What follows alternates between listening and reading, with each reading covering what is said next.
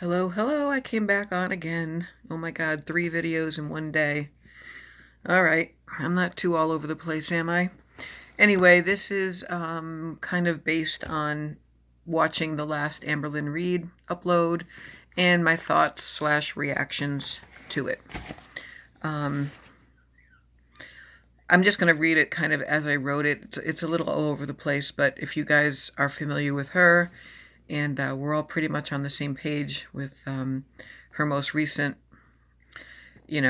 Anyway, I wrote 100 days of trying, of giving it her all, but yet she claims she's not aiming for perfection.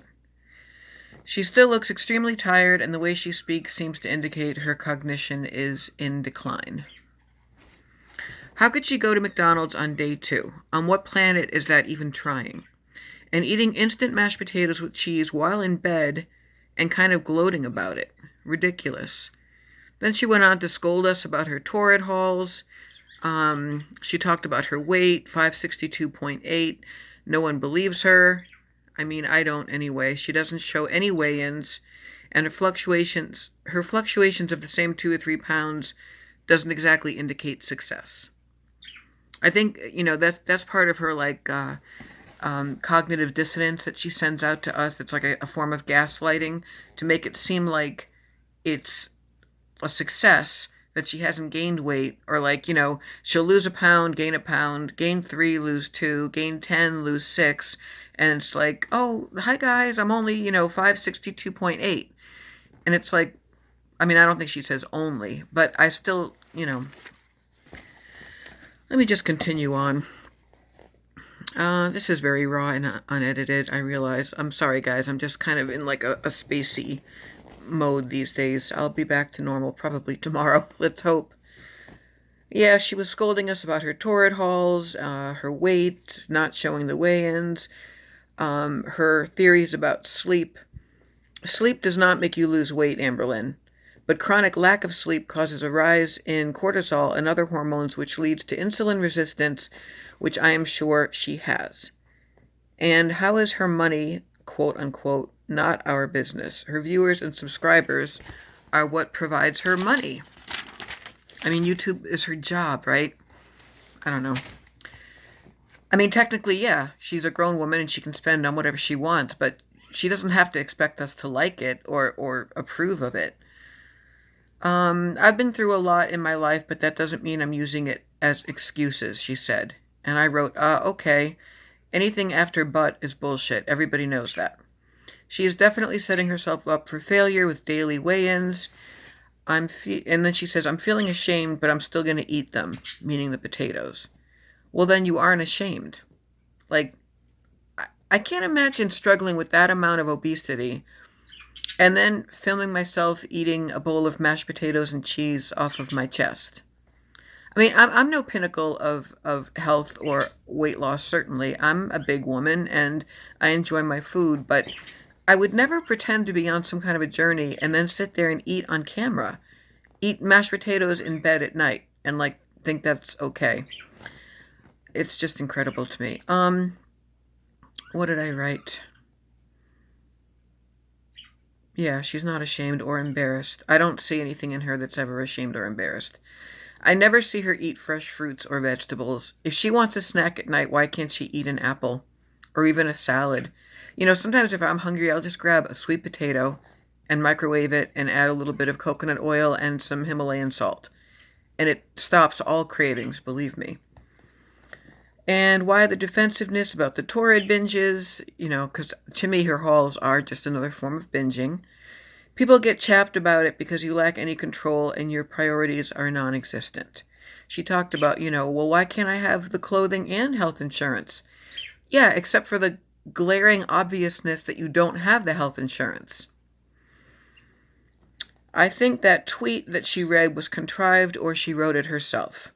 I highly doubt anyone requests these torrid hauls except for my theory that she has feeders who send her the clothes or the money for them, and they get off on her modeling them. There's a whole fetish community for fat women modeling clothing and eating on camera. It's just a fact. It's a thing. I wrote, I'm not doubting her traumatic background, But to be aware of that means taking the responsibility to overcome the past. I'm 52 and try every day to do things that don't feed the self-pity victim mentality monster. Once you are grown, you actually decide to overcome one's background. I nursed the victim mentality for many, many years, and it turned me into a foodaholic, a shopaholic, and a raging alcoholic. And I had to own that. I had to own that that was my way of coping until I had to realize, like, that's not helping me overcome my past at all. It's keeping me in victim mode. Many, many people have overcome childhoods way more traumatic than Amberlyn Reed's. I think she fears hunger and doesn't know how to listen to her body. Her half-assed efforts are not going to reap any noticeable results. If she keeps claiming to have depression and binge eating disorder as an actual self-diagnosis, well, then it just stands to reason that she has the responsibility to seek medication and or treatment of some kind. Because there are meds for BED, and there's a million meds for true actual depression. And I know that not every medication is suitable for everyone, and I know that she had some supposedly bad effects from her Lexapro or whatever she was on, but, the imperative is now on her to seek out a trained, good psychologist, talk about her problems, and see, if she actually suffers from depression, and maybe get on something that can help her cope better. And then I'm just kind of all over the place. I said, it's bizarre to me that she can casually state her weight as if it's awesome that she hasn't gained more this week. Remember when she lectured us about the preposterous accusations about her ever getting up to 500, or needing to use scooters, or being bedbound, etc.? The proof is right in front of us. You broadcast these constant failures as a celebration of your struggles, and I call BS. It's either something you want or not. Obviously she's not comfortable in her body. Who would be? I'm sure she's in pain all the time. But you have to reach your own personal rock bottom and say to yourself, is this worth it to me anymore? Is living this way actually bringing me any happiness or joy? Like when she's eating and she says, oh, that makes her happy. It really doesn't. It's just like with any form of addiction. You think you're happy, but you're really not. You're killing yourself. And you're trying to alter your reality, and you're trying to alter your very existence and take something away. And believe me, I know about this kind of shit, and I've lived it myself, and I still struggle every day with the decisions to not use a substance or an alcohol. I'm having a hard time quitting smoking. I still have kind of a love-hate relationship with food, but it's gotten a lot better. I actually don't weigh myself. I mean, I weighed myself recently at the doctor's just so I could kind of know where I was at. And it really wasn't as bad as I thought. It was around, I don't want to talk about numbers, but this torrid top is a torrid 2, which is, I think, an 1820. It might even be a 2022. I'm not sure. It's just like a baseball jersey, so I don't know. All their stuff is cut a little differently. But I can see it in my face, and like I can feel when I've gained weight or when I'm not making the best choices. So I'm not trying to be like some kind of a nutrition guru to her. I just hate when she comes on with her videos and starts bullshitting us like we don't know any better. Or like we're going to say like, oh yeah, that's so great you only went to McDonald's once. Or, oh yeah, girl, you're sad. You had a bad childhood, so eat those potatoes. And it's frustrating as hell. And what does peeing the bed have to do with anything? I mean, that's just another way she wants us to feel sorry for her. I had a bedwetting problem too when I was a child. I had a traumatic childhood, but I also was taken to a urologist and found out that I had some issues. I had some medical problems, and oh my God.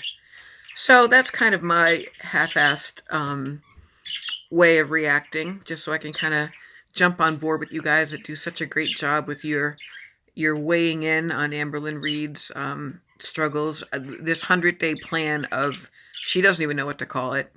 She, 100 days of what? She does the same thing pretty much every day. Okay, so you didn't eat Pringles. That's great. You didn't eat Snickers. That's great. But like, where's the apples? Where's the salads? Where's like anything that your body's actually crying out for? Does she even take a multivitamin? Is she really drinking all this water that she claims to be doing?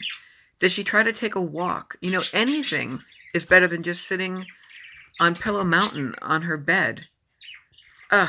I'm tired of trying to analyze her. I'm not a licensed psychologist, but I really think that she needs one quickly. I'm gonna go, you guys. I love you. Hit like and subscribe and hit the bell notification. And I'll talk to you soon. I promise. Peace. Thanks for listening. Bye-bye, guys.